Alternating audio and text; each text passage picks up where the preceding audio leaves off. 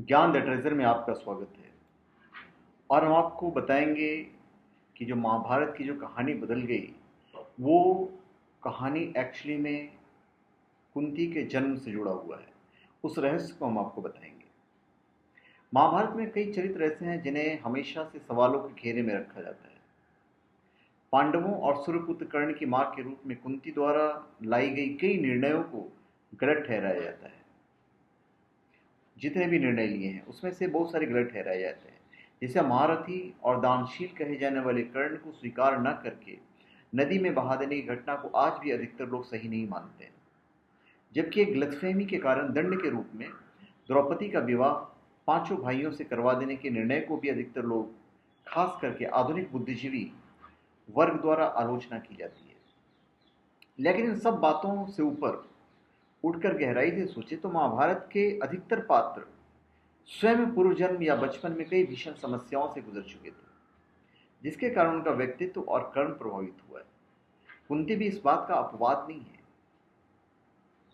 क्या आप कुंती के जन्म से कुछ रहस्य के बारे में जानते हैं?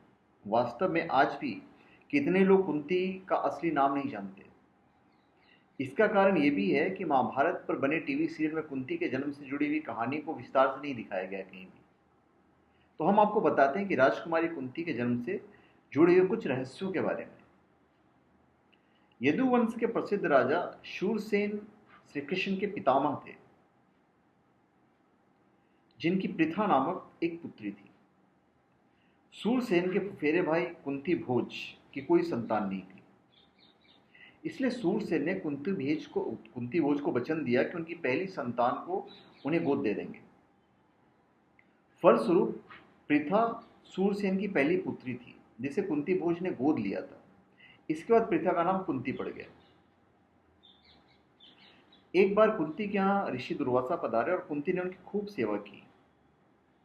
उनकी सेवा से प्रसन्न होकर ऋषि दुर्वासा ने कुंती को आशीर्वाद दिया कि वह जिस भी देवता का ध्यान करके मंत्र का उच्चारण करेगी, उस देवता के समान ही उसे पुत्र की प्राप्ति होगी। इस तरह कुंती ने सबसे पहले सूर्यदेव की स्तुति की, जिससे उन्हें महारथी कर्ण संतान के रूप में प्राप्त हुए। इसके बाद पांडु से विवाह होने के बाद उन्हें युधिष्ठिर, भीम, अर्जुन की प्राप्ति हुई। तो धन्यवाद। आप हमारे चैनल पे सब्सक्राइब करें और अपने कमेंट दीजिए। धन्यवाद।